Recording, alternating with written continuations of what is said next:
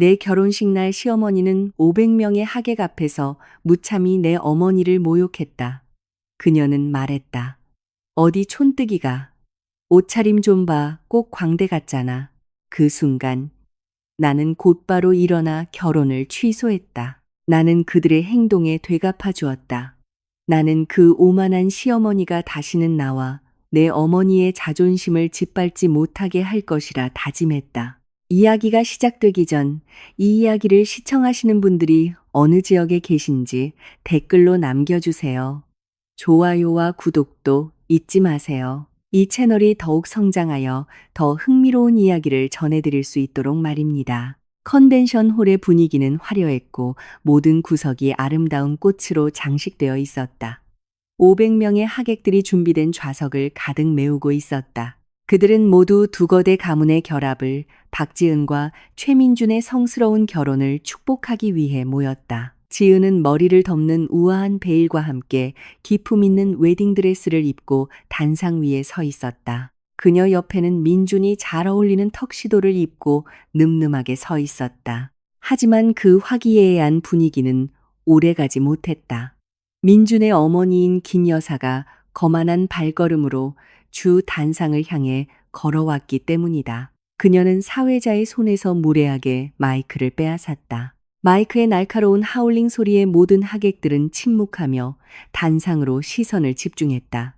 김 여사는 맨 앞줄에 소박한 한복을 입고 앉아있는 오 여사를 날카롭게 쏘아보았다. 김 여사는 가장 구석진 곳까지 들리도록 일부러 목소리를 높여 말하기 시작했다.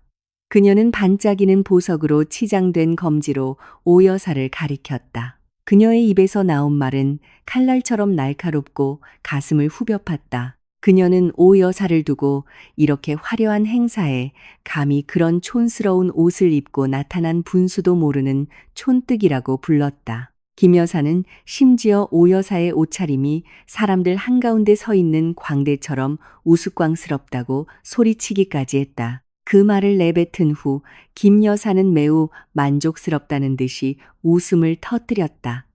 그녀의 웃음소리는 넓은 홀 전체에 울려 퍼졌다. 지은의 마음을 가장 아프게 한 것은 그녀의 예비 남편인 민준마저 어머니와 함께 웃고 있었다는 사실이었다. 민준뿐만이 아니었다. 그의 가족들 모두 오 여사를 향한 모욕을 즐기는 듯 보였다. 그들은 마치 오 여사의 존재가 이곳에서 공개적으로 조롱받아 마땅한 웃음거리라는데 동의하는 것 같았다. 지은은 어머니 쪽을 슬쩍 보았다. 오 여사는 마음이 갈기갈기 찢어졌을 것이 분명함에도 평온한 얼굴로 묵묵히 앉아 있었다. 오 여사는 지은을 따뜻한 눈빛으로 바라보며 마치 그 모욕을 무시하고 결혼식을 계속 진행하라는 신호를 보내는 것 같았다. 하지만 지은의 자존심은 그런 대우를 용납할 수 없었다. 그녀는 어머니가 자신을 지금처럼 성공한 여성으로 키우기 위해 얼마나 많은 것을 희생했는지 알고 있었다. 지은은 자신이 세상에서 가장 사랑하는 여성이 단지 돈 때문에 스스로를 더 높다고 여기는 사람들에게 자존심을 짓밟히는 것을 결코 용납할 수 없었다. 지은은 앞으로 나아가 빠르고 단호한 동작으로 김 여사의 손에서 마이크를 다시 빼앗았다. 지은의 행동에 김 여사와 민준의 웃음소리가 순간 멈췄다. 모든 하객들은 이제 신부가 무슨 일을 할지 숨을 죽이고 지켜보았다. 지은은 떨리지만 단호함이 가득한 목소리로 마이크 앞에 꼿꼿이 섰다. 그녀는 이 순간부터 자신과 민준의 결혼은 취소되었음을 큰 소리로 선언했다. 그녀는 부모에 대한 예의와 존중이 없는 집안의 일원이 될 생각은 추호도 없다고 못 박았다. 그리고 지은은 민준의 가족이 그동안 숨겨왔던 쓰라린 진실을 폭로했다. 그녀는 모든 하객들에게 현재 그들이 즐기고 있는 이 웨딩홀, 장식, 음식까지 모든 비용이 100% 지은의 사비로 지불되었다고 밝혔다. 그녀는 또한 민준 가족의 회사가 실제로는 부도 직전에 있으며 아직 갚지 못한 막대한 부채를 지고 있다는 사실을 폭로했다.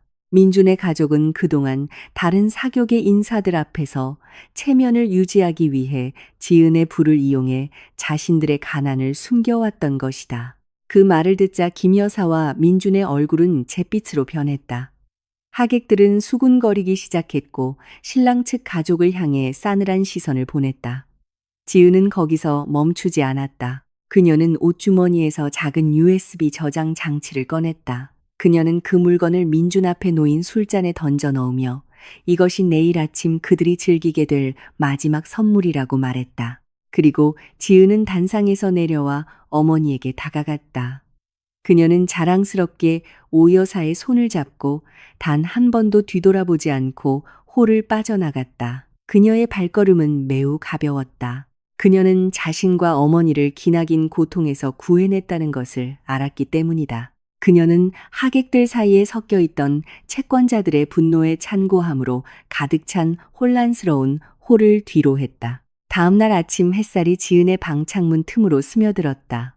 어젯밤 일어난 파혼 소식은 이미 각종 소셜미디어 플랫폼에서 뜨거운 화제가 되어 있었다. 김 여사와 민준은 여러 사람 앞에서 망신을 당한 후 가만히 있지 않았다. 그들은 사실을 왜곡하는 성명을 올려 반격을 시도했다. 김 여사는 자신이 마치 은혜도 모르고 예비 시어머니에게 불손하게 군 지은의 행동에 희생된 것처럼 보이는 영상을 제작했다. 민준 또한 지은을 감정적으로 불안정한 여자라고 비난하는 글을 올렸다. 그들은 이런 방식으로 여론이 자신들의 편에 서서 지은과 오 여사를 비난하기를 바랐다. 하지만 그들은 지은이 그들의 행동에 복수하기 위해 훨씬 더 치밀하고 치명적인 계획을 세웠다는 사실을 알지 못했다. 지은은 오 여사와 함께 아침 식사를 즐기며 차분하게 식탁에 앉아 있었다. 그녀는 떠도는 악의적인 소식들에 전혀 불안해 보이지 않았다. 지은은 진실이 곧 저절로 밝혀질 것임을 알고 있었다. 그녀는 어젯밤 참석했던 500명의 하객들에게 중요한 문서들을 발송할 자동 메시지 시스템을 설정해 두었다. 그 문서에는 민준의 가족이 수년간 저질러온 회사 자금 횡령에 대한 명백한 증거가 담겨 있었다. 또한 그들이 대중에게 숨겨왔던 막대한 채무 목록도 포함되어 있었다. 지은은 민준과 그의 어머니가 결혼 직후 지은의 모든 재산을 빼돌릴 계획을 세우는 음성 녹음 파일도 첨부했다. 모든 증거는 사람들이 보통 하루 일과를 시작하기 위해 통신기기를 확인하는 시간인 오전 8시 정각에 발송되었다. 예상대로 단 몇 분 만에 민준 가족의 호화로운 저택 상황은 아수라장이 되었다. 집 전화는 속았다고 느끼는 사업 파트너들의 전화로 쉴 새 없이 울려댔다. 그들 중 다수는 민준 가족의 실제 재정 상태를 알게 된 후 즉시 일방적으로 사업 관계를 끊었다. 얼마 지나지 않아 몇 대의 차량이 민준의 집 마당으로 들어오기 시작했다.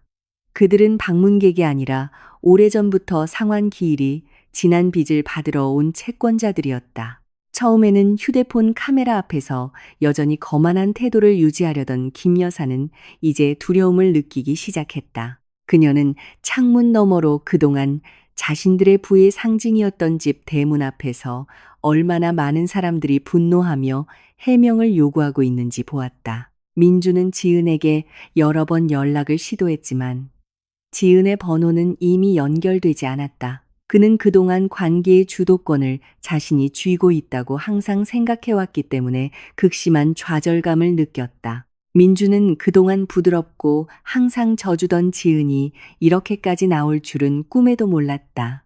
지은은 다음 단계를 준비하기 위해 의도적으로 잠시 모습을 감췄다.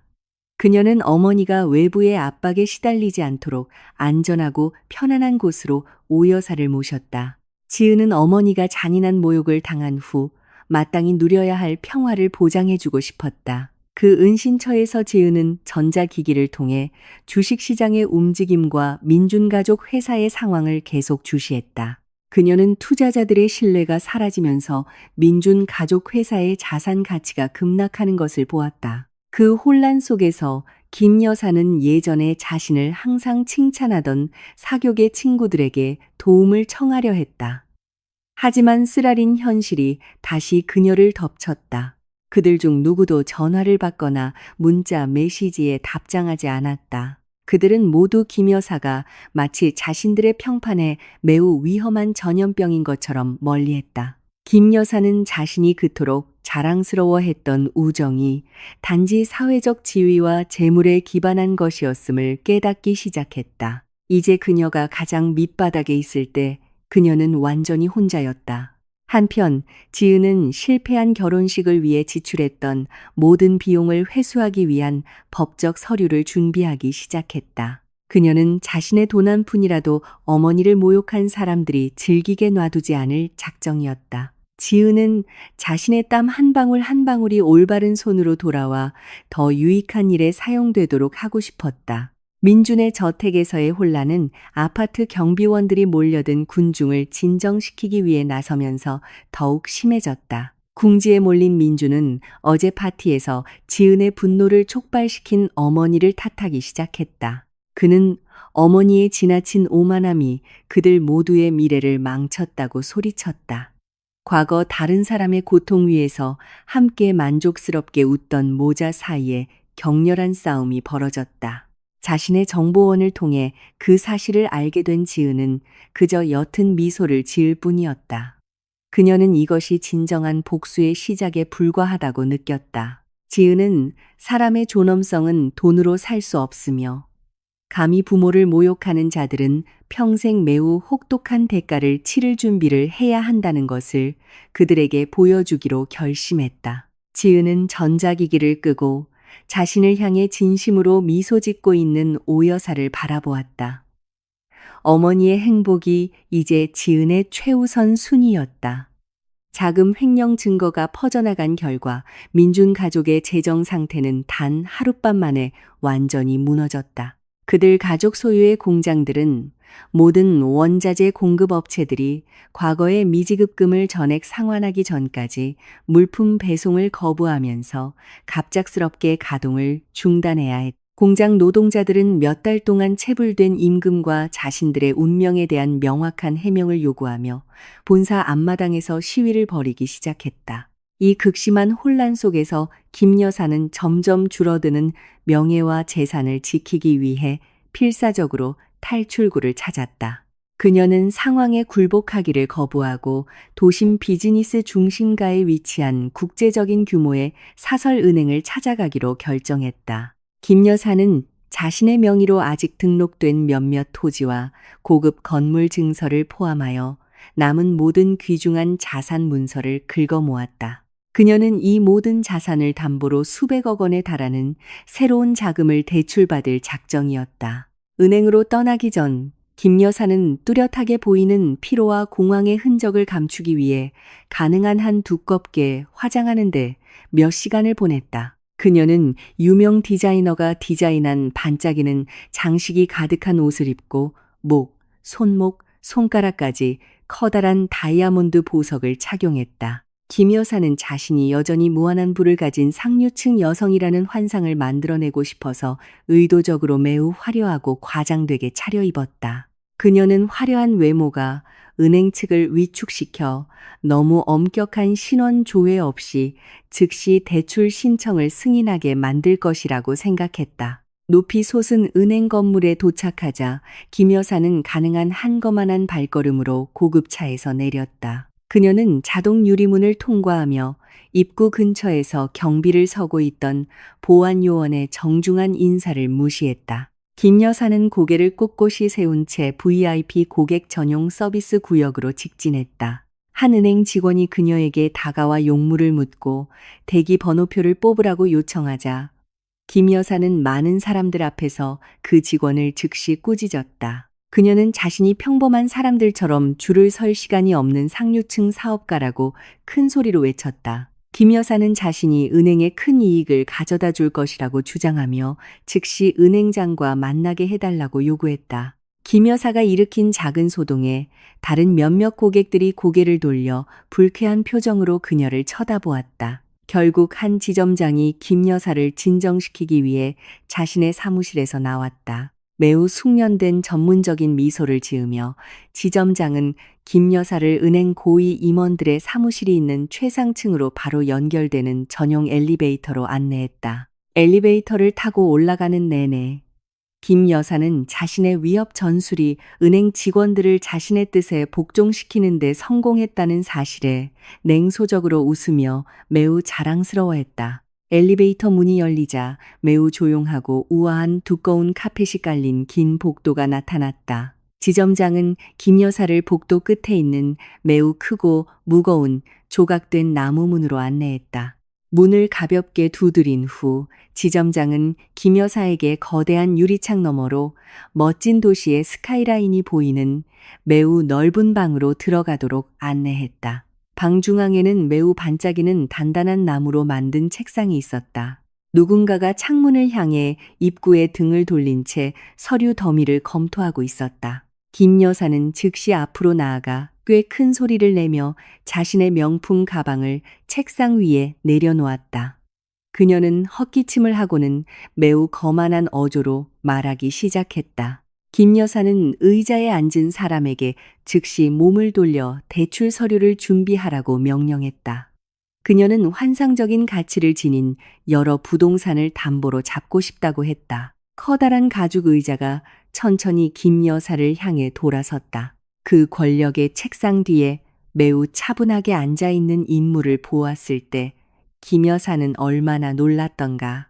그 인물은 바로 얼마 전 자신의 아들과의 결혼을 취소하고 가족의 삶을 산산조각낸 여성 지은이었다. 지은은 깔끔하게 재단된 정장과 매우 우아하게 착용한 베일로 매우 전문적이고 위험 있어 보였다. 지은의 얼굴에서는 비범한 단호함과 지성의 아우라가 뿜어져 나왔다. 김 여사는 눈을 크게 뜨고 숨이 사는 것 같았다. 그녀는 눈앞의 광경을 믿을 수 없다는 듯 눈을 여러 번 깜빡였다. 매우 자존심이 상한 김 여사는 즉시 목소리를 높여 지은이 자신을 놀리기 위해 은행장실에 잠입했다고 비난했다. 그녀는 지은을 위험한 거짓말쟁이이자 침입자로 간주하고 은행 보안팀을 불러 즉시 건물 밖으로 끌어내라고 소리쳤다. 지은은 그녀의 히스테리적인 외침에 전혀 동요하지 않았다. 그녀는 그저 의자 등 바지에 등을 기댄 채 전 예비 시어머니를 날카롭게 쳐다볼 뿐이었다. 지은은 책상 위에서 두 손을 모으고 차갑지만 매우 날카로운 목소리로 설명했다. 그녀는 김 여사에게 자신을 쫓아낼 보안 요원은 아무도 오지 않을 것이라고 말했다. 왜냐하면 이 방의 주인은 바로 자신, 지은이기 때문이다. 지은은 민준의 가족이 전혀 알지 못했던 사실, 즉 지은이 이 다국적 은행의 대주주이자 최고 의사 결정권자라는 사실을 밝혔다. 지은은 그동안 민준의 진심을 보고 싶어서 자신의 주요 사업을 의도적으로 숨겨왔다고 했다. 하지만 안타깝게도 민준과 그의 가족은 오직 돈과 사회적 지위에만 관심이 있었다. 그 설명을 듣자 김 여사의 무릎은 순식간에 힘이 풀렸다. 아침부터 쌓아 올렸던 모든 오만함이 흔적도 없이 무너지고 그 자리는 극심한 수치심과 두려움으로 채워졌다. 더 이상 시간을 낭비하지 않고 지은은 아까부터 책상 위에 있던 두꺼운 서류철을 열었다. 그녀는 도장이 찍힌 공식 서한 한 장을 꺼내 김 여사 앞에 내밀었다. 지은은 김 여사가 제출한 대출 신청을 단호하게 거절한다고 설명했다. 그뿐만 아니라 지은은 방금 건넨 서류가 몇 년 전 대출의 담보로 잡혔던 민준 가족 소유의 모든 부동산 자산에 대한 압류 명령서라고 밝혔다. 지은은 민준 가족이 정해진 기간 동안 원리금 상환에 실패했기 때문에 은행 측은 오늘부터 해당 자산의 소유권을 인수할 권리가 있다는 계약 조항의 세부 사항을 읽어주었다. 김 여사는 지은에게 시간을 좀 더 달라고 울며 애원했지만 지은의 결정은 확고했다. 지은은 건장한 보안 요원 2명을 불러 김 여사를 은행 건물 밖으로 호송하게 했다. 김 여사는 이제 모든 것을 완전히 잃었다는 현실을 안고 망연자실한 심정으로 비틀거리며 그 방을 떠났다. 텅 빈 마음과 휘청거리는 발걸음으로 집에 도착하자 김 여사는 거실 테이블 위에 금박으로 장식된 두꺼운 봉투가 놓여 있는 것을 발견했다. 좌절한 얼굴로 앉아있던 민준이 그 봉투를 어머니에게 건넸다. 그 봉투에는 선별된 재벌들만 참석하는 최고 위급 비즈니스 만찬 행사에 참석해달라는 독점 초대장이 들어 있었다. 초대장에는 이 행사가 수조원 규모의 자금을 투자할 현지 비즈니스 파트너를 찾는 거물급 투자자를 환영하기 위해 특별히 마련되었다고 적혀 있었다. 울어서 부어있던 김 여사의 눈이 이제 희망으로 다시 빛나기 시작했다. 그녀는 신이 가난의 나락에서 가족의 운명을 구할 마지막 탈출구를 아직 남겨주었다고 느꼈다. 김 여사는 즉시 민준에게 준비하라고 명령했다.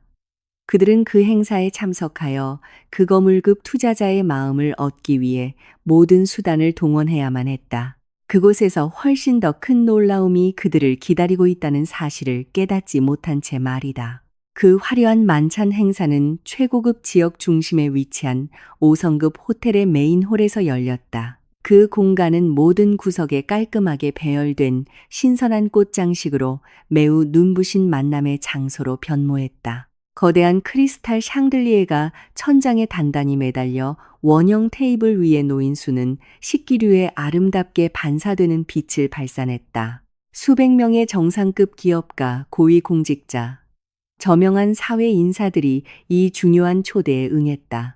그들은 모두 이 나라 최대의 농업 및 플랜테이션 부지의 지배자로 인정받는 신비로운 인물과 협력할 기회를 찾기 위해 같은 목적으로 왔다. 그 거물급 인물은 상류에서 하류까지 산업 원자재 공급망을 장악한 거대 기업 한농그룹의 단독 소유주였다. 그의 서명 한 번으로 중견 기업의 운명을 하룻밤 사이에 거대 기업으로 바꿀 수 있었기 때문에 그의 등장은 매우 기대되었다. 김 여사와 민주는 걱정과 희망이 뒤섞인 감정으로 행사장에 도착했다.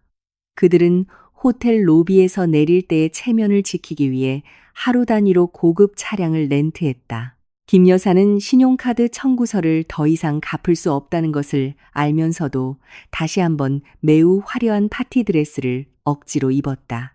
그녀는 은행에서의 자산 압류 이후 계속해서 자신을 괴롭히는 마음의 부담으로 인한 창백한 얼굴을 가리기 위해 매우 두꺼운 화장을 했다. 민주는 자신의 정신을 계속 갉아먹는 두려움과 수치심을 숨기려 애쓰며 가능한 한 단호한 걸음걸이로 어머니를 에스코트했다. 두 사람은 계속해서 거진 미소를 지으며 메인 홀로 들어섰다. 그들은 몇몇 오랜 사업 동료들에게 인사를 건네려 했지만 안타깝게도 그들은 차갑고 의심스러운 시선으로 화답했다. 많은 하객들은 이미 민준 가족의 파산 소식을 알고 있었고 이 권위 있는 행사에 그들이 참석한 것을 매우 부끄럽고 부적절한 것으로 여겼다. 홀 뒤편에서 빈 테이블을 찾던 중 민준의 눈은 우연히 주 무대 근처에 서 있는 매우 낯익은 인물을 발견했다. 그 인물은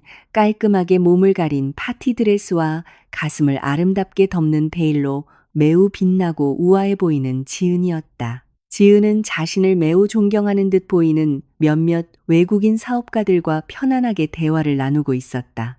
자신의 삶을 망친 여자가 이제 중요한 사람들로 가득한 곳에서 승리감에 차서 있는 것을 보자 민준의 피가 끓어올랐다. 그는 즉시 어머니의 팔을 잡아당겨 지은을 가리켰다. 그것을 본 김 여사는 즉시 깊은 증오와 복수심에 사로잡혔다. 공식적인 행사에서의 예의와 격식에 대해 생각할 겨를도 없이 김 여사는 다른 귀빈들 앞에서 그 여자를 망신시킬 의도로 지은에게 빠르게 다가갔다. 민주는 매우 긴장된 얼굴로 어머니의 뒤를 따랐다. 김 여사는 지은 바로 앞에 서서 즉시 매우 날카로운 비꼬는 말을 던졌다. 그녀는 지은이 문지기에게 뇌물을 주거나 초대장을 위조하는 방식으로 이 독점적인 행사에 잠입했다고 비난했다.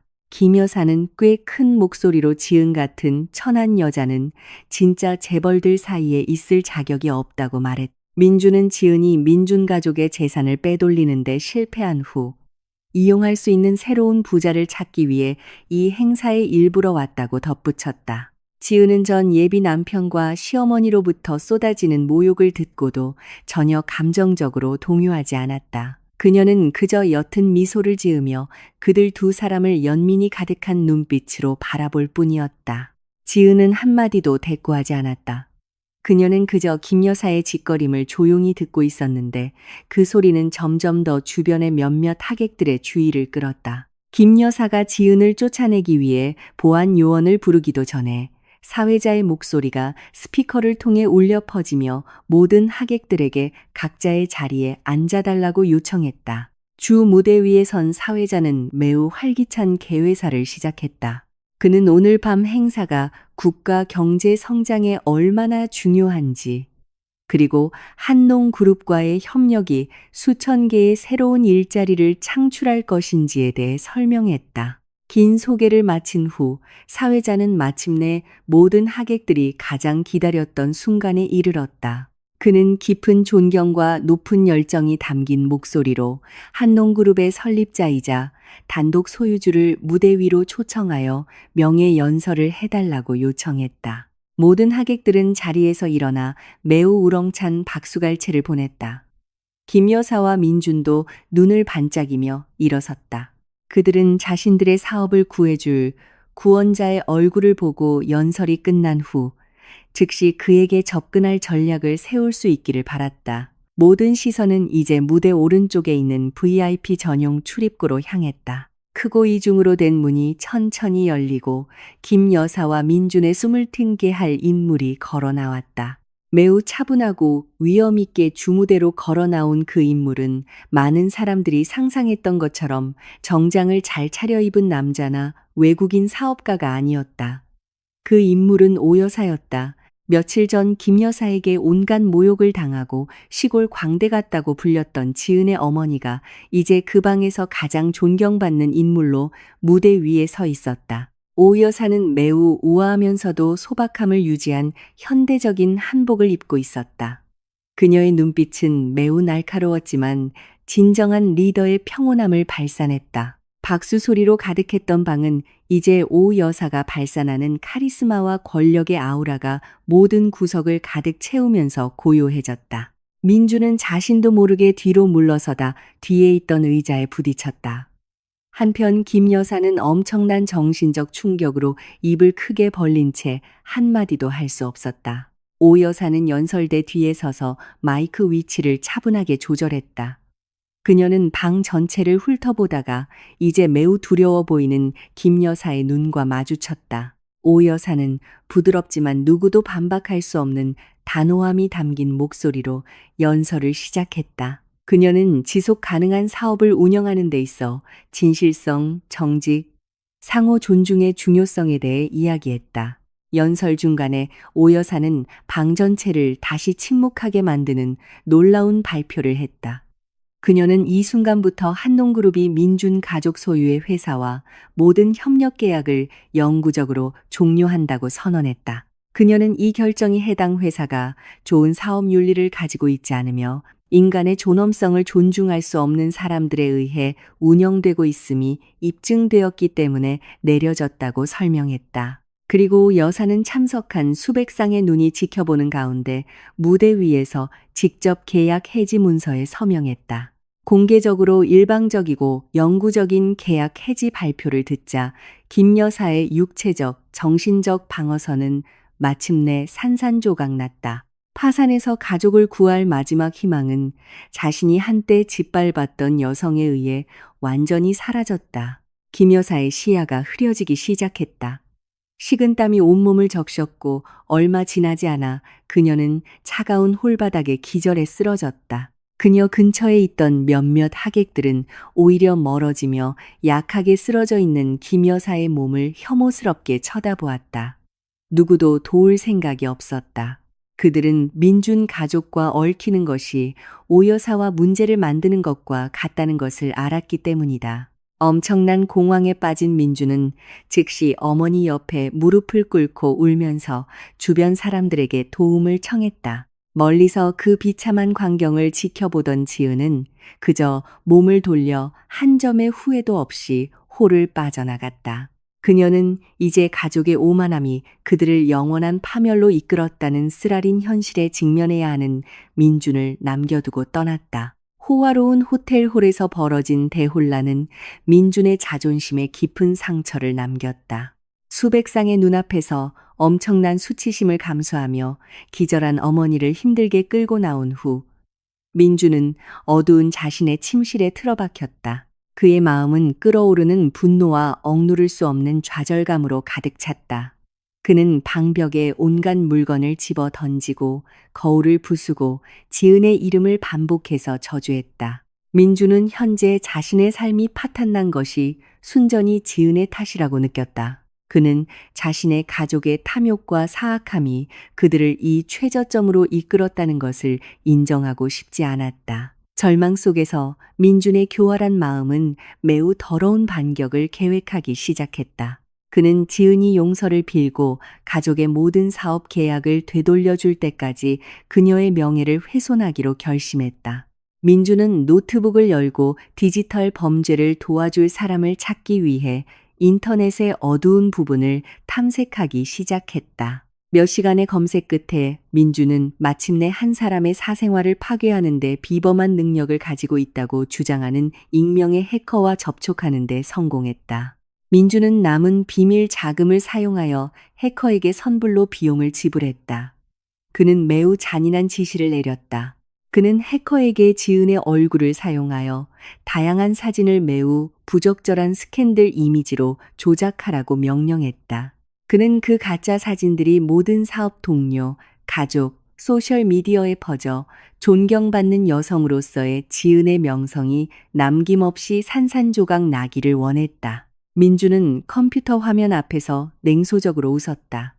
그는 지은이 그 사진들의 유포를 멈춰달라고 자신에게 울며 애원하는 모습을 상상했다. 민주는 이번 협박 계획이 완벽하게 성공할 것이라고 매우 확신했다. 그는 지은이 사이버 범죄의 세계에 대해 아무것도 모른다고 생각했기 때문이다. 그는 초조하게 자신의 범죄 주문이 완료되기를 기다렸다. 하지만 민주는 자신이 방금 훨씬 더 깊은 나락으로 빠져들었다는 사실을 전혀 알지 못했다. 그가 비싼 돈을 주고 고용한 해커는 사실 지은 소유의 회사에서 독점적으로 일하는 정보, 기술 보안 부서의 팀장이었다. 그 기술 전문가는 즉시 주문의 출처를 추적하여 민준의 신원을 확인하고 그 모든 사악한 계획을 지은에게 직접 보고했다. 자신의 사무실에서 편안하게 앉아있던 지은은 매우 차분한 얼굴로 그 보고를 들었다. 그녀의 얼굴에는 조금의 공황도 없었다. 오히려 지은은 부하 직원에게 민준의 요구를 들어주는 척하라고 지시했다. 지은은 훨씬 더 치명적인 반격 전략을 세웠다. 그녀는 기술 전문가에게 민준이 구축한 연결의 보안 허점을 이용하여 전 예비 남편의 모든 전자기기를 역으로 해킹하라고 명령했다. 지은은 민준 같은 비겁한 남자가 분명 휴대폰과 컴퓨터에 많은 더러운 비밀을 숨기고 있을 것이라고 정확히 알고 있었다. 정확히 자정. 민준은 해커로부터 시스템이 준비되었으며 화면의 승인 버튼 하나만 누르면 지은의 스캔들 사진을 유포할 수 있다는 문자 메시지를 받았다. 흥분으로 떨리는 손으로 민주는 그 버튼을 눌렀다. 그 순간 그의 컴퓨터 화면이 밝게 깜빡이다가 칠흑 같은 어둠으로 변했다. 컴퓨터의 냉각팬이 맹렬하게 돌았다. 시스템은 지은에 대한 가짜 파일을 보내는 대신 민준의 기기를 잠그고 그 안에 저장된 모든 개인 데이터를 빨아들이기 시작했다.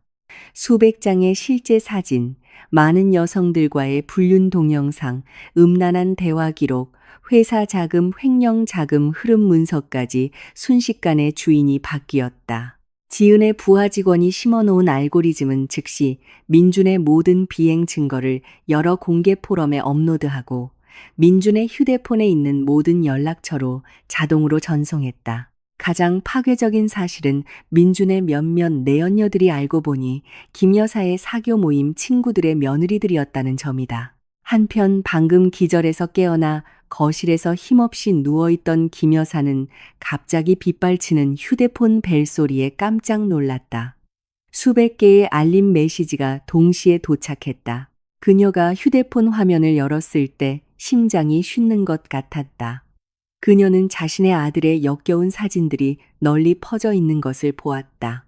무슨 일이 일어났는지 파악하기도 전에 사교계 친구들의 전화가 쏟아지기 시작했다. 김 여사는 떨리는 손으로 그중 하나의 전화를 받았고 즉시 친한 친구의 거친 욕설과 저주에 직면했다. 그 친구는 히스테리하게 소리치며 아들의 결혼 생활을 망쳤다며 민준의 가족을 가정 파괴범으로 비난했다. 다른 친구들은 차례로 김 여사를 저주하는 메시지를 보내며 자식 교육에 실패한 어머니, 사기꾼, 사회의 쓰레기라고 불렀다. 그들은 모두 일제히 친구 관계를 끊고 김 여사의 삶을 비참하게 만들겠다고 맹세했다. 김 여사가 그토록 숭배했던 모든 사회적 명성과 명예는 그날 밤 산산조각 났다. 빗발치는 욕설과 견딜 수 없는 수치심 속에서 김 여사는 완전히 파괴된 가족의 운명을 한탄하며 히스테리하게 울었다. 그녀는 오랫동안 사용하지 않았던 남편의 서재로 비틀거리며 걸어갔다. 그녀는 그 쓰라린 현실로부터 도피처를 찾으며 옷장 안의 낡은 서류 더미를 뒤적였다. 그녀의 눈은 우연히 자신의 회사와 한농그룹 간의 오래된 협력 계약서 사본이 들어있는 두꺼운 서류철을 발견했다. 어디서 온 충동인지 김 여사는 퉁퉁 부은 눈으로 그 문서를 한 장 한 장 읽기 시작했다.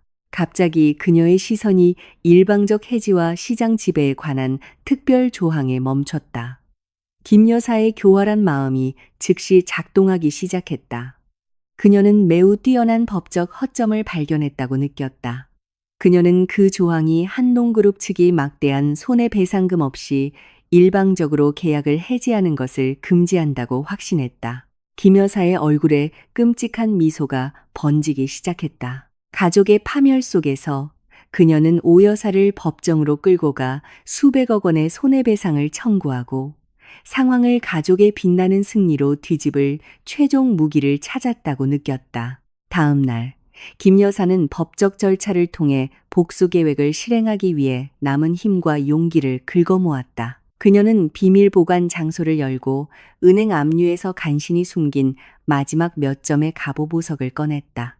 그녀는 그 보석을 현금으로 바꾸기 위해 은밀한 전당포를 찾아갔다.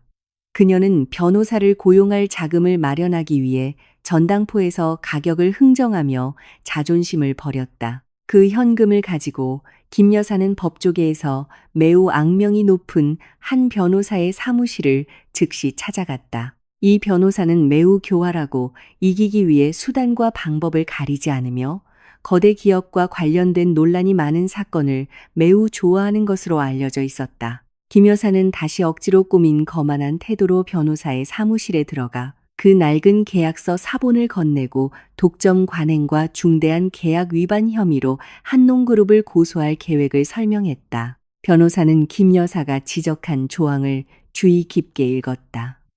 탐욕스러운 미소가 그의 얼굴에 서서히 나타났다. 그는 이 소송에서 이기거나 적어도 상대방이 환상적인 금액의 합의금을 주도록 강요할 수 있다면 엄청난 수수료를 얻을 기회를 보았다. 변호사는 김 여사에게 오 여사를 무너뜨릴 매우 강력한 법적 근거를 가지고 있다고 확신시켰다. 그는 가장 날카로운 소장을 작성하여 즉시 지방법원에 제출하겠다고 약속했다.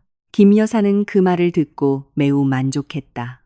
그녀는 지난 며칠간의 고통이 곧 보상받을 것이라고 느꼈다. 그녀는 이미 자신이 다시 부유한 삶을 살고 지은과 그녀의 어머니가 법정에서 자신에게 무릎 꿇고 용서를 비는 모습을 상상했다. 자신감에 찬 김 여사는 심지어 몇몇 지역 언론사에 연락하여 일방적인 기자 회견을 열었다. 카메라 앞에서 그녀는 우는 연기를 하며 잔인한 거대 기업의 오만함에 의해 부당하게 억압받고 강제로 파괴된 소기업가로 자신을 포장했다. 소송에 대한 뉴스는 즉시 널리 퍼져 여러 비즈니스 뉴스 채널의 주요 주제가 되었다. 지은과 오 여사는 따뜻한 차 한 잔을 즐기며 거실에 조용히 앉아 있을 때 그 뉴스가 텔레비전 화면에 방영되었다. 오 여사는 이 문제가 회사의 운영에 지장을 줄지 걱정하며 이마에 약간의 주름을 지으며 화면을 바라보았다.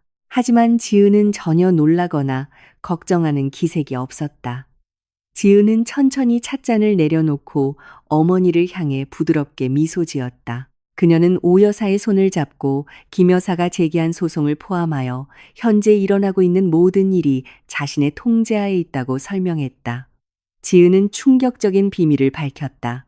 김 여사가 법적 허점이라고 생각했던 그 조항은 사실 몇 달 전 지은의 법무팀이 의도적으로 삽입한 치명적인 함정이었다. 바로 지은이 민준 가족의 재산에 대한 악의적인 의도를 의심하기 시작했을 때였다. 지은은 그 함정이 어떻게 작동하는지 매우 상세하게 설명했다. 그 조항은 겉보기에는 계약이 해지된 측을 보호하는 것처럼 보였다. 하지만 그 이면에는 김 여사와 그녀의 지나치게 탐욕스러운 변호사가 깨닫지 못한 절대적인 조건이 숨어 있었다. 그 절대적인 조건은 원고 측이 법원의 회사와 개인 재산의 모든 재무 기록을 하나도 숨기지 않고 투명하게 공개함으로써 물질적 손실을 입증해야 한다는 것이었다. 지은은 민준 가족의 회계 장부가 거짓말, 세금 조작, 불법 자금 흐름으로 가득 차 있다는 것을 정확히 알고 있었다. 이 소송을 제기함으로써 김 여사는 자발적으로 자신의 목을 법의 교수대에 내민 셈이었다. 지은은 당국이 그들의 부패한 사업 전체에 대해 철저한 감사를 실시할 합법적인 근거를 갖도록 하기 위해 그들이 이 문제를 법정으로 가져가도록 일부러 유도했다. 법적 절차는 신속하게 진행되었다. 민사 사건을 담당하는 재판부는 양측의 지난 5년간의 공식 회계 감사 결과를 제출하라는 명령서를 발부했다. 한농그룹은 매우 깔끔하고 투명하며 조금의 오류도 없는 재무 서류 더미를 제출했다. 반면 김 여사의 변호사는 매우 마지못해 민준 가족의 회계 서류를 법원이 지정한 독립감사팀에 제출해야 했다. 재무 전문가들이 민준 가족의 서류를 검토하기 시작하자마자 그들은 즉시 매우 치명적인 여러 부정행위를 발견했다. 그들은 숨겨진 파산 증거뿐만 아니라 대규모 자금 세탁 계획, 대출금 횡령, 여러 유령 계좌로의 불법 송금도 발견했다. 이 발견은 법원을 매우 놀라게 했다. 처음에는 단순한 민사 분쟁이었던 사건이 순식간에 경찰과 검찰의 개입을 요하는 고도의 경제 범죄 사건으로 격상되었다. 그날 밤 가구 일부가 이미 팔려나가 쓸쓸한 분위기가 감도는 민준의 집에서 김 여사와 민준은 함께 앉아 미래 계획에 대해 이야기하고 있었다. 그들은 받게 될 예상 손해배상금을 계산하고 스트레스를 풀기 위한 호화로운 휴가를 계획하며 즐거워하고 있었다. 그들의 탐욕스러운 망상은 집으로 다가오는 매우 시끄러운 경찰 사이렌 소리에 순식간에 깨졌다. 경찰차의 경광등 불빛이 거실 창문을 통해 들어왔다. 앞마당에서 무거운 군화 발소리가 들리고 이어서 정문에서 거친 노크 소리가 들렸다. 민준이 떨리는 손으로 문을 열자 완전 무장한 경찰관 수십 명이 즉시 집 안으로 들이닥쳤다. 지휘관은 그날 밤에 체포영장을 낭독했다. 그는 자신들의 방문이 민사소송 때문이 아니라 자금, 세탁 및 계획적인 사기 혐의로 민준과 그의 회사 이사진 전원을 구속하기 위한 것이라고 강조했다. 김 여사와 민준의 얼굴은 시체처럼 창백해졌다. 그들의 몸은 구원자라고 믿었던 황금덫이 자신들을 철창 뒤로 직접 인도했다는 것을 깨닫고 움직일 수 없었다. 그날 밤의 분위기는 경찰 순찰차가 민준과 김 여사를 싣고 경찰청으로 향하는 도시의 거리를 가르며 나아갈 때 매우 긴장되었다. 그곳에 도착하자마자 그들은 호화로운 삶에 익숙했던 그들에게 매우 차갑고 낯설게 느껴지는 긴 복도를 따라 끌려갔다. 더 이상 주변 사람들의 존경 어린 인사나 감탄의 시선은 없었다. 오직 임무를 수행 중인 경찰관들의 날카로운 시선만이 있을 뿐이었다. 민주는 계속 고개를 숙인 채 휘청거리며 걸었다. 한편 김 여사는 아직도 남은 오만함을 유지하려 애쓰는 것처럼 보였다. 몸이 심하게 떨렸음에도 불구하고 그들 두 사람은 방금 드러난 불법 자금 흐름과 회사 회계 조작과 관련하여 초기 신문을 받기 위해 서로 다른 조사실로 분리되었다. 그들이 조사받는 방은 매우 폐쇄적이었다. 오직 밝은 형광등 불빛만이 비추고 있었고 금속 책상과 딱딱한 나무 의자가 갖추어져 있었다. 첫 번째 조사실에서 민주는 매우 날카로운 눈빛을 가진 두 명의 베테랑 수사관과 마주 앉았다. 수사관들은 감사 결과 서류 더미를 꽤 큰 소리를 내며 책상 위에 내려놓았고 민주는 자리에서 벌떡 일어날 뻔했다. 수사관들은 불분명한 출처에서 그의 개인 계좌로 들어온 수백억 원의 자금 출처에 대해 날카로운 질문들을 쏟아내기 시작했다. 그들은 송금 증거, 승인 서명, 그리고 유령 회사 설립 서류를 보여주었는데 이 모든 것이 민준이 가족 회사의 대표이사로서 직접 관여했음을 가리켰다. 수사관들은 단호한 어조로 이 자금, 세탁 및 횡령 범죄가 15년의 징역형에 처해질 수 있는 고도의 경제 범죄라고 설명했다. 그렇게 무거운 형량의 위협을 듣자 민준의 정신적 방어선은 즉시 무너졌다. 그동안 항상 오만하고 권력 있는 척했던 그 남자는 이제 극심한 두려움에 식은땀을 흘리며 숨을 헐떡일 뿐이었다. 한편 옆방에서는 김 여사가 여성 수사관과 마주 앉아 불안하게 있었다. 민준의 방과는 달리 김 여사가 조사받는 방에는 한쪽 벽면을 덮는 커다란 거울이 있었다. 김 여사는 그것이 일반적인 조사실에 있는 평범한 거울이라고 생각했다. 그녀는 그 거울 뒤에 숨겨진 감시실이 있다는 것을 알지 못했다. 그 어두운 감시실 안에서 지은은 팔짱을 낀 채 조용히 서 있었다. 그녀는 전예비 남편 가족의 모든 행동을 관찰하고 있었다. 지은은 자신의 영향력과 인맥을 이용하여 법적 절차가 투명하게 진행되도록 했고 일방향 거울 시설을 통해 신문 과정을 감시할 수 있는 특별한 접근 권한을 부여받았다. 그녀는 거짓 위에 세워진 오만함이 실제 징역형의 위협에 직면했을 때 각자의 이기심에 의해 어떻게 무너지는지 직접 목격하고 싶었다. 다시 민준의 조사실로 돌아가서 수사관들의 압박은 더욱 거세졌다. 그들은 모든 증거가 매우 확실하며 민준이 더 이상 부인할 여지가 없다고 강조했다. 공황 상태와 극심한 절망 속에서 민준의 가장 비겁한 생존 본능이 마침내 표면으로 드러났다. 그는 눈물을 글썽이며 수사관들을 바라보았고 애원하는 목소리로 말하기 시작했다. 민준은 서류상으로는 대표 이사직을 맡고 있었지만 실제 재무 운영에 대해서는 전혀 알지 못했다고 주장했다. 그는 모든 범죄 아이디어, 가짜 계좌 개설, 불법 자금 흐름이 모두 어머니가 직접 계획한 것이라고 맹세했다. 민주는 15년 징역형의 위협에서 자신을 구하기 위해 매우 잔인하게 모든 책임과 법적 잘못을 김 여사의 어깨에 떠넘겼다. 그는 어머니가 아무런 설명도 없이 자신에게 모든 서류에 서명하도록 강요했다고 말하며 사실을 왜곡했다. 민준의 배신적인 진술은 매우 명확하고 큰 소리로 울려 퍼졌다. 감시실에 있던 지은은 즉시 운영 요원에게 신호를 보내 민준의 방에서 나오는 오디오 채널을 김 여사가 있는 방으로 연결하도록 했다. 그 순간 민준이 자신의 어머니를 깎아내리고 희생양으로 삼는 목소리가 김 여사의 조사실 안에서 매우 선명하게 울려 퍼졌다. 여성 수사관 앞에서 완강하게 자신의 주장을 유지하던 김 여사는 갑자기 굳어졌다.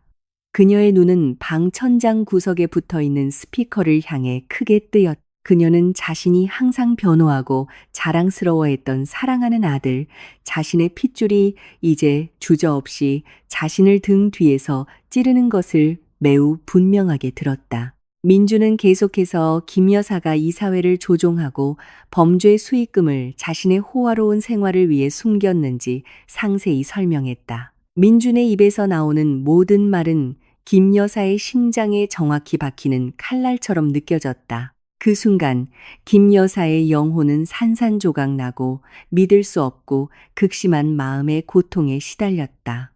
그녀의 눈물은 억제할 수 없이 흘러내렸다. 더 이상 두려움의 눈물이 아니라 자신의 아들에게 배신당한 어머니의 비통함의 눈물이었다. 그녀가 그동안 해왔던 모든 희생, 민준에게 부유한 짝을 찾아주기 위해 자신의 존엄성을 낮추는 것을 포함하여 이 모든 것이 그들 둘 다 파멸에 직면했을 때 매우 비열한 배신으로 돌아왔다. 김 여사는 깊이 고개를 숙이고 흐느낌이 방을 가득 채우도록 내버려 두었다. 그녀 앞에 있던 여성 수사관은 김 여사가 그 쓰라린 현실을 소화할 시간을 주며 조용히 있었다.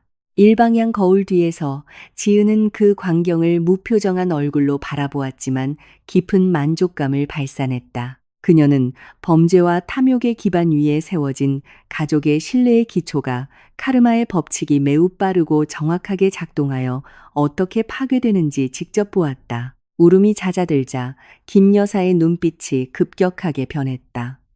그녀의 슬픔과 절망은 이제 자신의 아들에 대한 불타는 분노와 증오로 바뀌었다. 그녀는 만약 친아들이 자신을 고통의 나락으로 버릴 수 있다면 더 이상 그 비겁한 남자를 보호할 이유가 없다고 느꼈다. 김 여사는 고개를 들고 정면에 있는 여성 수사관을 똑바로 쳐다보았다. 그녀는 뺨에 남은 눈물을 거칠게 닦고 심호흡을 했다.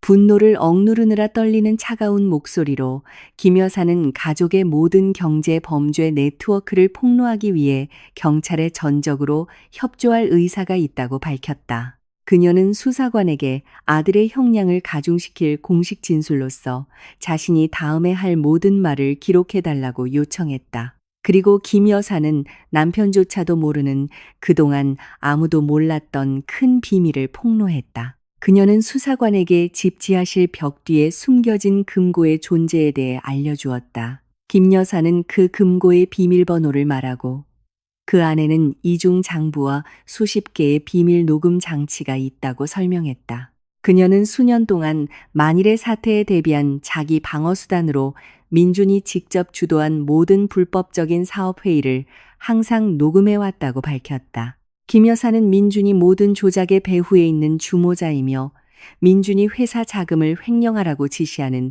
모든 음성 녹음 증거를 가지고 있다고 폭로했다. 김 여사의 이 충격적인 고백은 민준이 최대 형량의 법적 처벌에서 결코 벗어날 수 없음을 보장하는 핵심 열쇠가 되었다. 지은은 감시 거울 뒤에서 만족스러운 미소를 지었다. 그녀는 그 오만한 두 사람이 결국 자신이 더 이상 개입할 필요 없이 서로의 삶을 파괴했다는 것을 깨달았다. 배신으로 가득했던 그 신문의 밤으로부터 며칠이 지났다.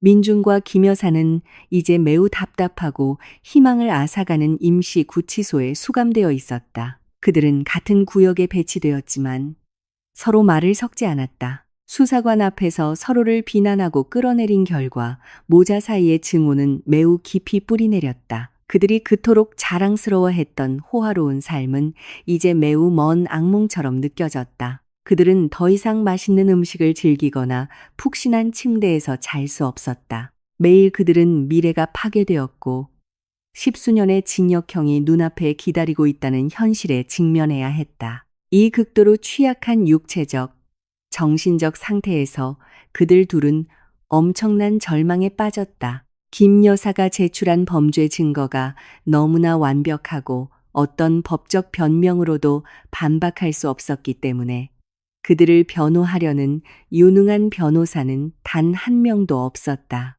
이 매우 긴장된 상황 속에서 한 교도관이 그들에게 다가와 면회객이 있다고 알려주었다. 교도관은 민준과 김 여사를 삼엄한 경비가 있는 특별 면회실로 데려갔다.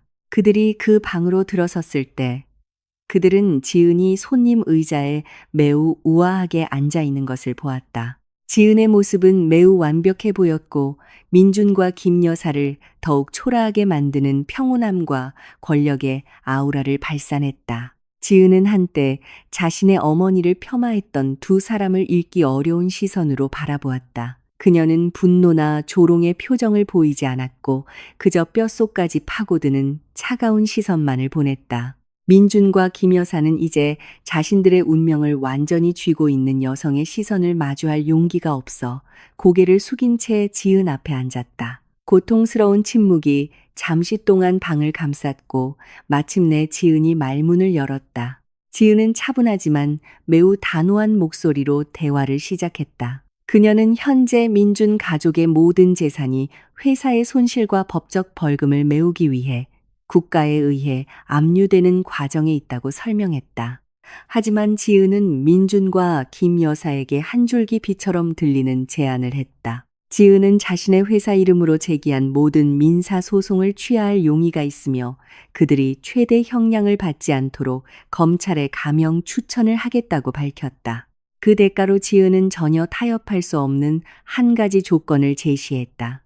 그녀는 민준과 김 여사가 여러 국영 텔레비전 채널에서 생중계되는 기자회견을 열 것을 요구했다. 그 방송에서 그들은 오 여사에게 공개적으로 사과하고 자신들이 저지른 모든 범죄를 인정하며 지은의 가족에게 매우 오만하고 무례하게 행동했음을 인정해야만 했다. 그 조건을 듣고 민준과 김 여사는 굳어졌다.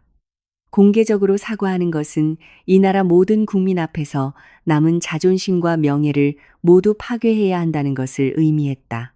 그들은 한때 촌뜨기, 시골뜨기라고 불렀던 사람들에게 자신들의 패배를 인정해야만 했다.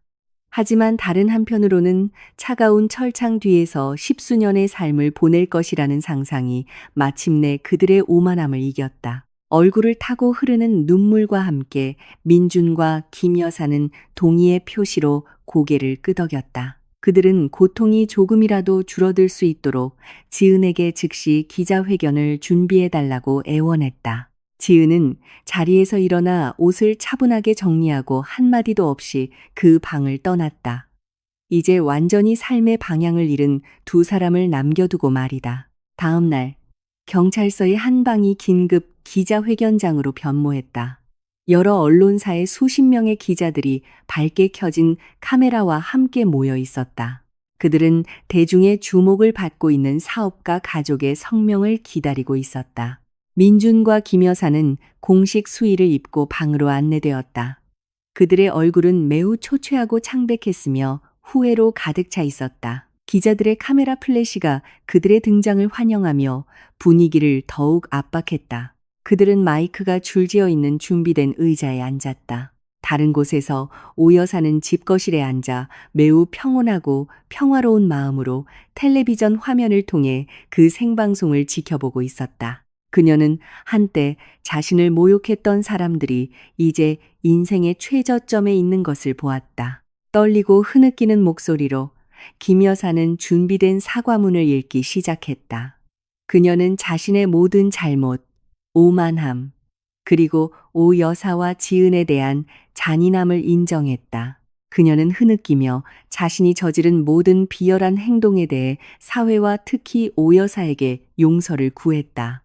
민준도 같은 행동을 했다. 그는 깊이 고개를 숙이고 자신이 지은의 부를 이용한 비겁한 남자이며 많은 사람들에게 손해를 끼친 경제 범죄를 공모했음을 인정했다. 그들 두 사람은 심지어 기자회견장 바닥에 엎드려 절하며 그 생방송을 지켜보는 수백만 쌍의 눈앞에서 모든 자존심과 오만함을 버렸다. 그들의 사과는 한 문장도 잘리지 않고 완전히 방송되었고 그 가족의 도덕적, 사회적 파멸의 명백한 증거가 되었다. 기자회견이 끝나고 텔레비전 카메라가 꺼지자 민준과 김 여사는 지은의 약속대로 고통이 곧 끝날 것이라고 생각하며 약간의 안도감을 느꼈다. 하지만 그들이 다시 구치소로 향하던 중 아까부터 방구석에서 지켜보던 지은이 그들에게 다가왔다.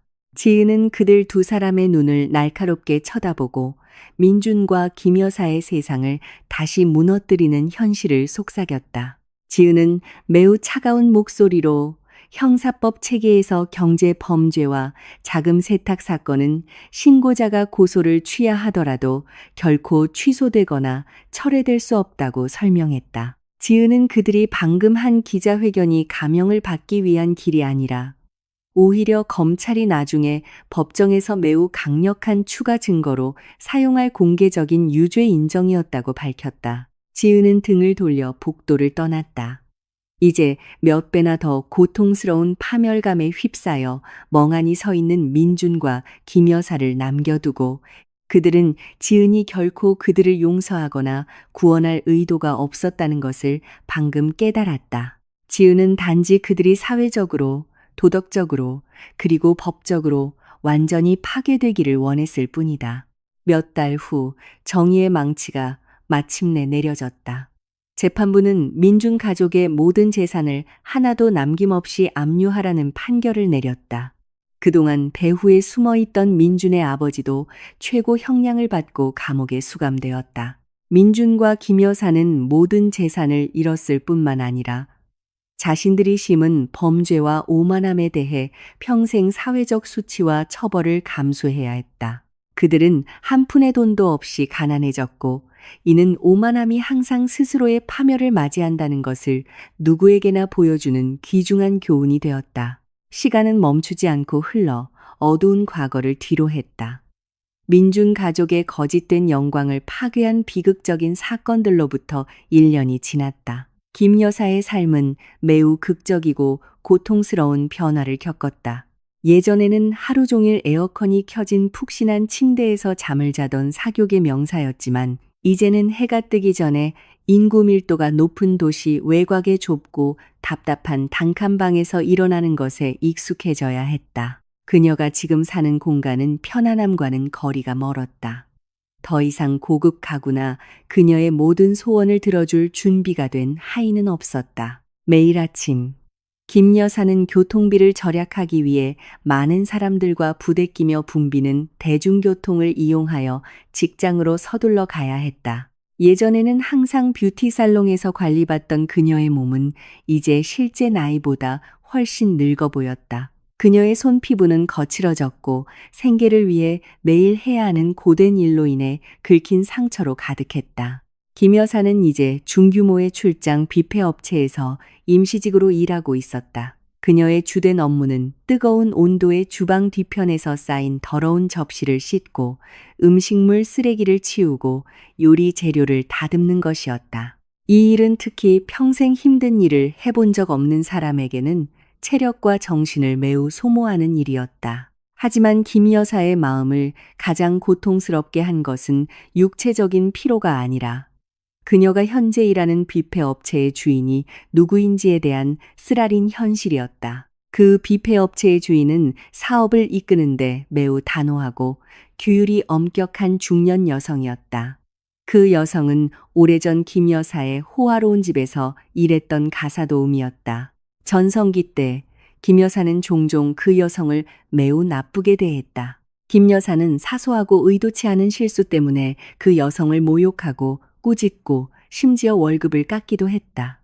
이제 인생의 수레바퀴는 180도 돌아갔다. 한때 그녀가 짓밟았던 여성이 이제 그녀의 상사로 서서 날카로운 시선으로 그녀의 모든 행동을 감독하고 있었다. 뷔페 주인은 김 여사에게 전혀 동정심을 보이지 않았다. 그녀는 김 여사를 다른 직원들과 똑같이 대했고 심지어 김 여사가 일을 제대로 하도록 하기 위해 더 엄격하게 대하는 경향이 있었다.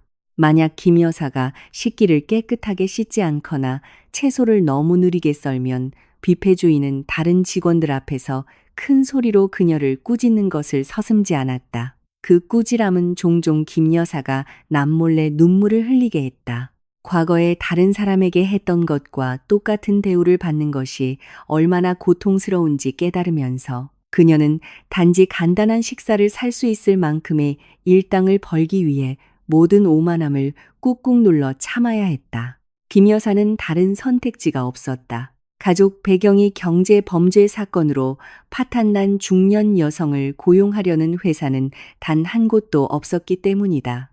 그녀는 정말로 매우 고통스러운 카르마의 소용돌이에 갇혀 있었다. 어느 날 뷔페 주방의 분위기는 평소보다 훨씬 더 분주했다.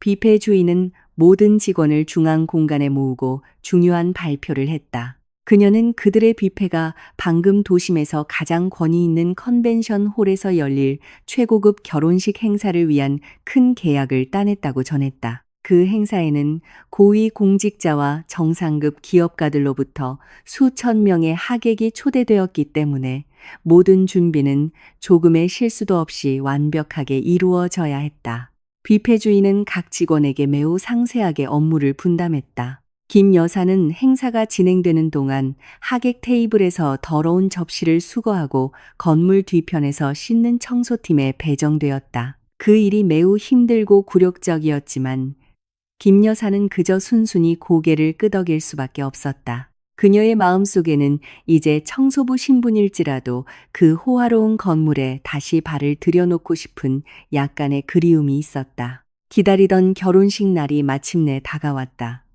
이른 아침부터 김 여사와 뷔페팀은 행사장으로 갈 준비를 했다. 그곳에 도착하자 김 여사는 과거에 참석했던 행사들보다 훨씬 더 아름답고 호화로운 건물의 장식에 경탄했다. 신선한 꽃들이 모든 구석에 흩어져 있었고 크리스탈 샹들리에가 눈부신 빛을 발산했으며 클래식 음악의 선율이 부드럽게 울려 퍼져 방을 가득 채웠다. 김 여사는 소박한 뷔페 유니폼을 입고 머리를 아무렇게나 묶고 운송 차량에서 식기를 뒤쪽 주방으로 옮기는 일을 시작했다. 땀이 얼굴을 타고 흘러내리며 그녀가 한 옅은 화장을 지웠다. 그녀가 깨끗한 유리잔 더미를 들고 건물 정문 입구 쪽으로 가서 손님 맞이 테이블에 놓으려 할 때 김 여사의 발걸음이 갑자기 멈췄다. 숨이 목구멍에서 막히는 것 같았고 눈은 입구 앞에 전시된 거대한 화환을 보고 크게 뜨였다. 그 화환에는 행복하게 웃고 있는 두 신랑 신부의 얼굴이 담긴 큰 사진이 있었다. 김 여사는 자신이 본 것이 피로로 인한 환상이기를 바라며 눈을 여러 번 비볐다. 하지만 그 그림은 여전히 현실적이고 매우 선명했다. 사진 속에서 매우 우아하고 빛나게 미소 짓고 있는 신부는 지은이었다. 1년 전 그녀가 모욕하고 아들과의 결혼식을 망쳤던 그 여자가 이제 훨씬 더 화려한 곳에서 인생에서 가장 행복한 날을 축하하고 있었다. 김 여사의 마음은 큰 돌에 맞은 것 같았다. 후회, 수치심, 그리고 상실감이 하나로 뒤섞였다. 그녀는 근거 없는 야망과 탐욕 때문에 지은처럼 완벽한 며느리를 내쳤던 과거의 오만함을 다시 떠올렸다. 김 여사의 손이 잔이 담긴 쟁반을 들고 심하게 떨렸다. 하지만 그녀는 뷔페팀 코디네이터가 즉시 일하러 돌아가라고 꾸짖는 소리를 듣고 정신을 차렸다. 매우 무거운 발걸음과 산산조각 난 마음으로 김 여사는 한때 자신이 상처 입혔던 여성의 결혼식에서 하녀로서의 일을 계속하기 위해 억지로 몸을 움직였다. 행사가 진행되는 동안 김 여사는 주방에서 나와 하객 테이블에 더러운 접시를 수거해야 할 때마다 필사적으로 얼굴을 숨기려 했다. 그녀는 하객이나 신부 가족 중 누구도 자신을 알아보지 못하기를 바라며 계속 고개를 숙였다. 그녀는 화려한 옷을 입은 사람들 사이를 몰래 돌아다니며 음식물 찌꺼기에 더러워지기 시작한 뷔페 유니폼을 입은 자신이 매우 비천하고 초라하게 느껴졌다. 멀리서 그녀는 지은이 매우 위엄있고 성공적으로 보이며 지은을 사랑으로 가득 찬 눈으로 바라보는 한 남자와 나란히 단상 위에 서 있는 것을 볼 수 있었다. 비겁하고 조종적인 민준과는 매우 다르게 이제 지은의 남편이 된 남자는 진정한 보호자의 아우라를 발산했다. 김 여사는 또한 오 여사가 가장 앞줄의 귀빈석에 앉아 있는 것을 보았다. 오 여사는 참석한 모든 하객들에게 매우 존경받는 것처럼 보였다. 많은 대기업가들이 단지 존경의 인사를 건네기 위해 그녀에게 다가왔다. 그 광경을 목격하자 김 여사는 과거에 자신이 얼마나 어리석었는지 더욱 깨달았다. 자신이 상상할 수 있었던 것보다 훨씬 더 높고 존경받는 지위를 가진 가족을 폄하했으니 말이다. 그날 밤 김 여사의 정신적 고통은 육체적 피로보다 훨씬 더 고통스러웠다. 지은의 결혼 파티는 행복, 따뜻함, 그리고 깊은 감사의 분위기로 가득 차 완벽하게 진행되었다. 하객들은 감미로운 음악 연주를 배경으로 편안하게 대화하며 제공된 맛있는 음식을 즐겼다. 지은과 그녀의 남편은 단상에서 내려와 하객들에게 직접 인사를 건넸다. 그들은 모든 사람들에게 더욱 존경받게 만든 겸손한 태도를 보였다. 지은의 남편은 매우 성공한 젊은 사업가였지만 매우 예의 바르고 가족의 가치를 존중하는 성격을 가지고 있었다. 그는 오 여사를 단지 장모로서가 아니라 자신이 매우 존경하는 친어머니처럼 대했다. 그가 사업 동료들에게 오 여사를 소개할 때마다 그는 항상 그렇게 강하고 현명한 장모를 둔 것이 얼마나 자랑스러운지 언급했다. 이 광경은 매우 감동적인 분위기를 자아냈고 지은이 과거의 배신이라는 폭풍우를 겪은 후 마침내 걸맞은 인생의 동반자를 찾아 진정한 행복을 얻었음을 증명했다. 방의 다른 쪽 분주한 연회장에서 김 여사는 쉬지 않고 계속 일했다. 그녀의 체력은 거의 바닥났다. 매우 무거운 더러운 접시더미가 담긴 쟁반을 들고 계속 왔다 갔다 해야 했기 때문에 다리가 마비된 것 같았다. 그녀가 입은 뷔페 유니폼은 이제 땀과 음식 국물 자국으로 완전히 지저분해졌다. 깔끔하게 묶었던 머리카락은 이제 매우 피곤하고 초췌해 보이는 얼굴 일부를 덮으며 흘러내렸다. 그녀는 핵심 가족 구역에서 멀리 떨어진 하객 테이블로 억지로 발걸음을 옮겼다. 김 여사는 즉시 그 테이블을 치우고 사람들의 시선을 피하기 위해 뒤쪽 주방으로 돌아갈 작정이었다. 하지만 운명은 김 여사의 오만함에 가장 기억에 남는 마지막 교훈을 주기 위해 다른 계획을 가지고 있었다. 그녀가 더러운 접시로 가득 찬 쟁반을 들고 몸을 돌렸을 때 그녀는 오 여사가 반대 방향에서 디저트 구역으로 천천히 걸어오고 있다는 것을 깨닫지 못했다. 김 여사의 발걸음은 그녀의 눈이 매우 가까운 거리에서 오 여사의 눈과 마주쳤을 때 갑작스럽게 멈췄다. 엄청난 충격이 김 여사의 의식을 강타했다. 그녀의 몸은 심하게 떨렸고 숨이 가빠졌으며 억누를 수 없는 공황이 그녀의 마음을 지배했다. 그녀는 한때 자신이 가장 자주 모욕했던 사람에게 그렇게 비참한 상태로 들킨 것이 매우 부끄러웠다. 집중력과 균형을 잃은 김 여사의 두 손은 더 이상 들고 있던 쟁반의 무게를 견딜 수 없었다. 쟁반은 그녀의 소나귀에서 빠져나갔고 더러운 접시 더미와 음식물 찌꺼기가 반짝이는 대리석 바닥 위로 흩어졌다. 매우 큰 접시 깨지는 소리가 그 우아한 방 안의 고요함을 깨뜨렸다. 그 순간 음악 소리가 희미해지는 것 같았고 모든 하객들의 눈이 그 소리의 근원지로 향했다. 긴장된 침묵이 연회장을 감쌌다. 두려움에 떨며 접시 파편 한가운데 멍하니 서 있는 김 여사만 남겨두고 그 순간 김 여사의 모습은 절대적인 파멸을 그대로 반영했다. 더러운 얼굴, 음식 얼룩으로 지저분한 유니폼, 그리고 헝클어진 머리카락. 그녀는 정확히 1년 전 자신이 오 여사에게 던졌던 모욕처럼 보였다. 그녀는 정말로 화려한 옷을 입은 사람들 한가운데에서 가치 없고 혼란스럽고 비참한 인물처럼 보였다. 하객들은 수군거리기 시작했다. 그들 중 일부는 김 여사의 얼굴을 알아보고 혐오와 조롱이 가득한 시선으로 그녀를 쳐다보았다. 김 여사는 깊이 고개를 숙였다. 후회와 수치심의 눈물이 주름진 뺨을 타고 하염없이 흘러내렸다. 그녀는 수백 쌍의 심판하는 눈초리를 피할 수 있도록 바닥이 열려 자신을 삼켜주기를 간절히 바랐다. 그녀는 오 여사로부터 비난과 욕설을 받을 준비를 했다. 남은 자존심을 먼지로 만들어버릴 복수의 말을 기다리면서 하지만 다음에 일어난 일은 오히려 모든 하객들을 감탄하게 만들었다. 오 여사는 분노, 증오 또는 조롱의 표정을 전혀 보이지 않았다. 그녀는 과거의 김 여사가 단상 위에서 자신에게 했던 것처럼 모욕적인 말을 하거나 김 여사를 손가락질하지 않았다. 오히려 오 여사는 흐느끼며 울고 있는 김 여사에게 매우 차분하고 우아하게 다가갔다. 그녀는 연민과 지혜로 가득 찬 눈빛으로 김 여사를 바라보았다. 작은 가방 안에서 오 여사는 매우 깨끗하고 깔끔하게 접힌 천 손수건 한 장을 꺼냈다. 한마디도 하지 않고 오 여사는 그 손수건을 김 여사에게 건넸다. 그 단순하지만 의미 깊은 행동은 두 여성 사이의 진정한 품격과 도덕성의 차이를 분명히 보여주었다.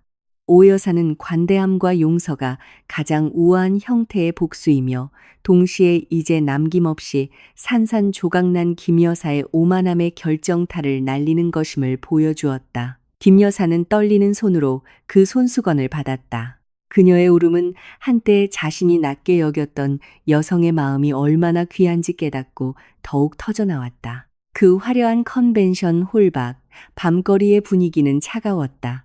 높이 솟은 철제 울타리 뒤에 서서 낡아 보이는 옷과 관리되지 않은 얼굴을 한 남자가 철창을 꽉 쥐고 있었다. 그 남자는 민준이었다. 그는 행사장에 들어갈 수 없었고 멀리서 전 예비 신부의 화려한 결혼 파티를 지켜볼 수밖에 없었다.